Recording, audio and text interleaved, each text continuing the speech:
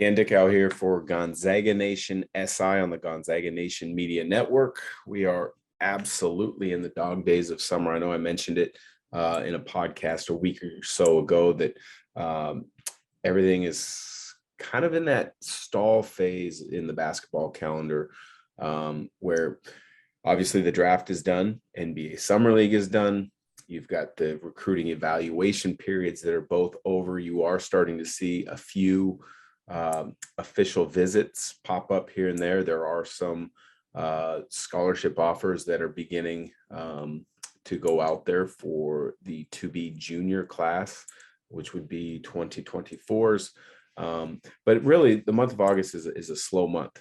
For example, in the NBA calendar, guys typically will, in the front office and the coaching staff, this is the chance for them to kind of get away, take vacations. Same with players.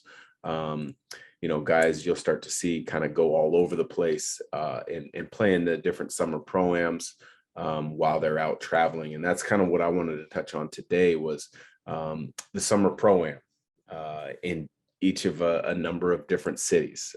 Most large cities across the country where there is kind of a hub of good players, being it professionals and college players.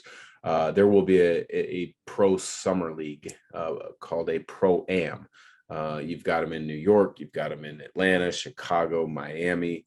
You've got them in Houston, you've got them in LA, you've got them in Seattle. But the two probably that are getting the most kind of notoriety right now and a lot of the most attention would be the Seattle Pro-Am run by Jamal Crawford, called the Crossover at Seattle Pacific University. The other one being the Drew League down in Los Angeles that's been going on for a number of years. And they've both gotten a lot of attention recently because of some big time names that have showed up to play Summer League, but also because of some performances. And I get the question all the time is it the same as an NBA game with the level of intensity? Is it the same as, an NBA Summer League where you've got your young guys coming up? And it's really not. It's not. It is I don't want to call it a glorified pickup run because it's not. There's very serious possessions, and then there's some very kind of fun street ball type possessions. I think it's a unique game for the most part. I played in it a number of years when I lived in the Portland area growing up. I played in it in college, played in it as a pro. Portland's got one that took a few years off. It's starting to come back now. You've got some of the local college guys and pros playing in it, but the two, like I said, that are getting the most attention right now are the Crossover and the Drew League. For pros, it's a great way to get a workout in, and it's becoming a great way to build your brand. To be honest with you, I mean, guys will kind of build up the excitement for them to play in a new city, or build up, hey, I'm tying in a shoe launch to this, and so they're in this city, and then they go to this event and kind of create a buzz about something other than just them playing in the game. But that's the state of basketball now, as most of these guys are looking at it as businessmen, and as they should. But, when you look at the difference in the game, I touched a little bit about, you'll have some great possessions. You'll have some kind of unique, fun type possessions. But really, if these big name pros are showing up to a specific pro-am game, the ball's in their hand pretty much 85% of the time. You've got your guys that are going to play, your typical 4 to 6 week stretch of games leading into the playoffs for each pro-am, which is typical.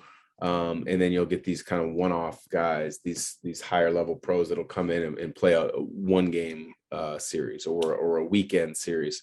And so people ask, well, how good are the players that are in this league that these guys can come in and drop these ridiculous numbers? They're unbelievably good. The guys that are playing in these pro-ams are many times high-level pros that are playing at the top level. Some of them are playing in EuroLeague. Some of them are playing in the G League. Some of them are just retired, and this is the way they're staying in shape. There's a lot of college players that play in these summer pro-ams.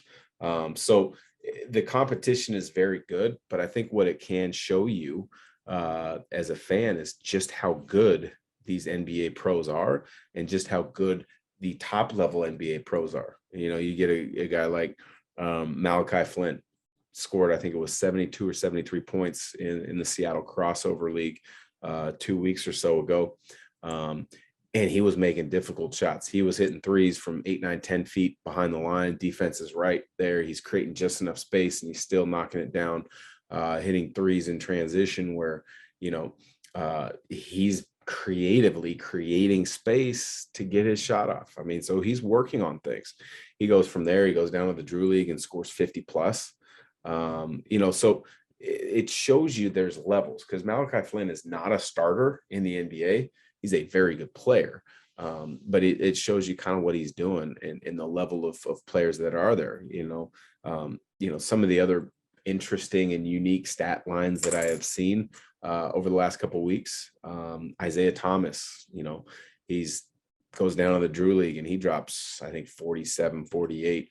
Obviously for him, kind of building his brand to show people that he's healthy, to get another run at the NBA. I hope he does. I think he's proving it. You can see the way he's moving and all the videos that he posts on social media is that he looks ready, he looks right, and hopefully as a Northwest guy that pulls for other Northwest guys, he does get another opportunity, another chance.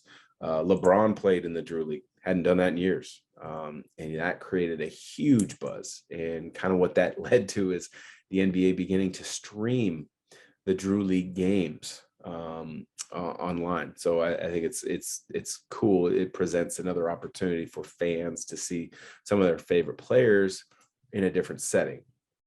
You look at the crossover just this past weekend, huge weekend. And Jamal Crawford's like the godfather of Seattle basketball. Doug Christie started that league years ago. Jamal's taken it over and taken it to the next level. I mean, you look at, I think it's an NBA 2K, because of the crossover summer league, the Seattle Pacific gym where that league is played at is featured as a facility, as a gym that you can play in the video game. It's really pretty cool. But it was a huge weekend for the crossover. Not only do you have your typical, local college guys, but you had Paulo Banchero.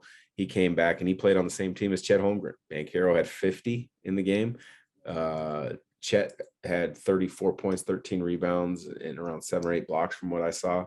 And they went up against Jaden McDaniels, who's heading into, I believe, his 4th year with the Timberwolves, and McDaniels had 52. And so again, these numbers, yeah, they're high, but it's because these guys have the ball in their hands the majority of the time, and this is a great chance for them to work on their skills in a game type setting. Again, there's great possessions and there's some funny ones too, but it's a great chance for them to work on the skills that they've been working on in workouts and apply them in a game situation with fans around, time and score, other great players, really kind of trying to give them a challenge. You look at Paul George hasn't said he's going to go back and play at the Drew. He hasn't done it in years. So I think it's cool to see these guys go back and go to different pro-ams across the country. But I think, when you get asked just how serious it is, at the end of the day, it is serious, because these guys step on the floor and they want to win. Yeah, they're going to have some fun possessions, as I mentioned here or there. But it's all about improving their craft, improving their brand, and having a good run. The other guys that I wanted to mention about the crossover being such a big weekend, DeJounte Murray, who's from Seattle, who is now with the Atlanta Hawks, he brought a couple Hawks. So John Collins and Trey Young. So pretty impressive list of guys that Jamal Crawford is bringing to the crossover. But, these games, these leagues have to be NCAA certified, and they also have to be approved by the NBA. Yeah, you NBA guys can kind of get away with going and playing in different places, but they're supposed to be NBA approved. and they're supposed to have a certain amount of officials. And then they're also need to be NCAA approved for or certified for college players to play in it. And I believe, or at least it was years ago, a few years back, is that for it to be NCAA certified, there could not be admission charge. So these games are all free. You see people showing up hours before the marquee games each day. That may have changed with the NIL rules. I don't know. But as of a couple of years ago, to be NCAA certified, they had to be free. So great times. August, as I said, is kind of a down month in the NBA calendar. At Gonzaga Nation SI, we're kind of building back up to have a tremendous second season covering Gonzaga. We've got some big news this week. Our first release on the women's basketball side, where Stephanie Hawk Freeman will be interviewing, head coach Lisa Fortier. We'll be getting back on a track where we are starting to build into our preseason content as opposed to our off-season content. So appreciate you listening. Like, subscribe, review any of our videos, and don't forget to follow us on social media.